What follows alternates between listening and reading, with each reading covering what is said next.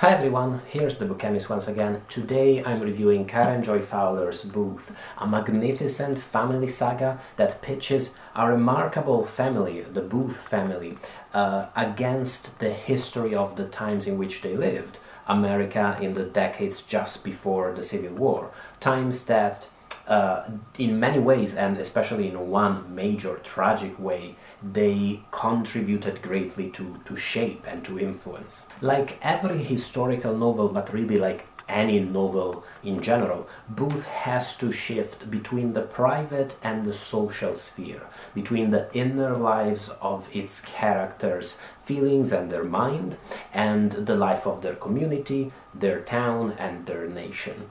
Booth does this very naturally and masterfully, showing, for instance, how the political climate and the political debates of the time can really impact a person's psyche and drive them to extreme, a very important consideration in today's world of doom scrolling and polarized political debate. On the other end, though, it also shows how the very opposite can happen, how sometimes people can live through historical events, even live very close to them, without really paying any attention to them. Often people, all of us really, often are more concerned with our own safety and our own wealth, with our own ambitions and our own frustrations, than with the great historical moments and with the life of the collectivity, with collective history, if you will. The incredible sharpness of Fowler portraits of the various members of the Booth family is simply astonishing. She is ruthlessly honest when it comes to summoning all of these people through fiction and historical documentation. And she doesn't hesitate to describe them in all of their misguided convictions, their weakness for vice, their self-interest, their great ambition. But all of this doesn't vilify them, it doesn't turn them into villains, nor does it glorify them as fascinating anti-heroes. It just shines a light on their full humanity and shows them as well-rounded human beings, capable of great love, even in the midst of their troubles and their self-interest. I spoke about this briefly in my recent review of Madame Bovary, this idea that a certain degree of cruelty when portraying fictional characters actually makes them appear all the more convincing and all the more human and multi-layered, multifaceted. This works especially well in Booth because the same treatment that Fowler reserves for the Booth family is also applied to Abraham Lincoln, a ghost, one of the many ghosts really, that follow the family throughout their story. Abraham Lincoln's own story, the story of his life, of his convictions and political beliefs, is conveyed throughout the book in very short chapters that are interspersed here and there, and that shine a light on how his beliefs evolved, and shine a light too on certain aspects of his beliefs and his actions that might not be necessarily palatable to our modern sensibilities, or that might just be horrid in broader terms. This type of subtlety, this comprehensive honesty, is what fiction excels at and what fiction exists for. This capacity for embracing people and embracing life in all of its complexity and its contradiction, without preventing us from falling into the extremes of thought that are just so tempting when it comes to explaining the world away or explaining history away. To put it differently, Lincoln,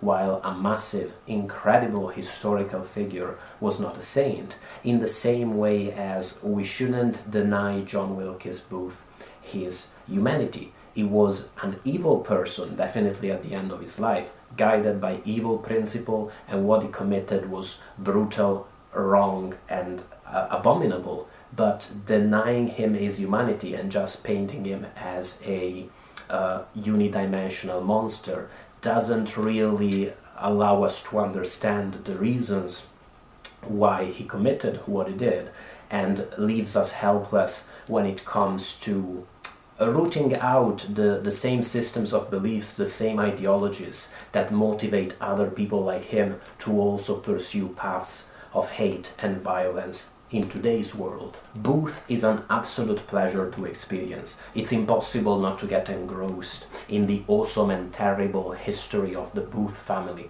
this great dynasty of actors.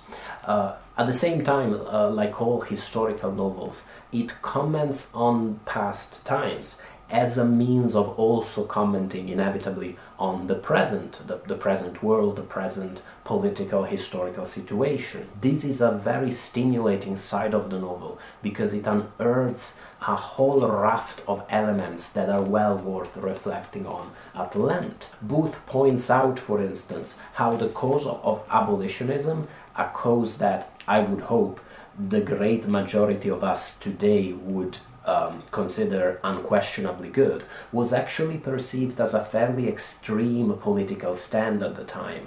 The moderate thought of the time actually believed that slavery should be preserved in those states where it was low, in the interest of preserving the status quo. The novel also shows how easy it is for the oppressors, for people in position of power, to actually turn their condition around through rhetoric and argue that they are the exploited ones.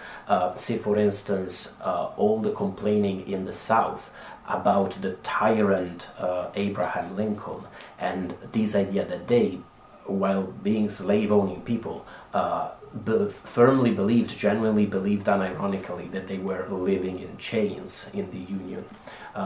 For a contemporary example of this, you can look at the racially charged rhetoric of a lot of far-right parties across the West, really. Booth is a magnificent achievement that's as stunning as it's effortlessly pleasurable.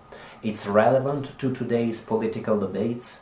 It complicates a historical time that I feel is often overly simplified in the public discourse, and it's first and foremost just a stellar novel.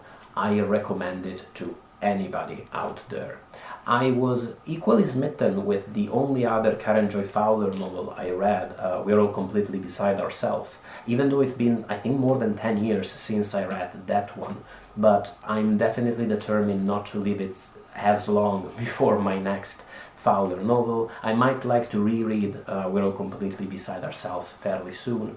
To be honest, I'd like to reread Booth fairly soon, because it was such a great novel. I look forward for more recommendations on what to read next in her Hoover, and I look forward to discussing Booth.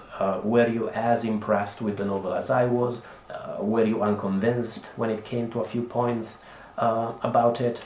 Just let me know in the comments. As always, thank you so much for watching my review. Thank you to my patrons for supporting the YouTube channel. I'm always ever so grateful, and bye everybody.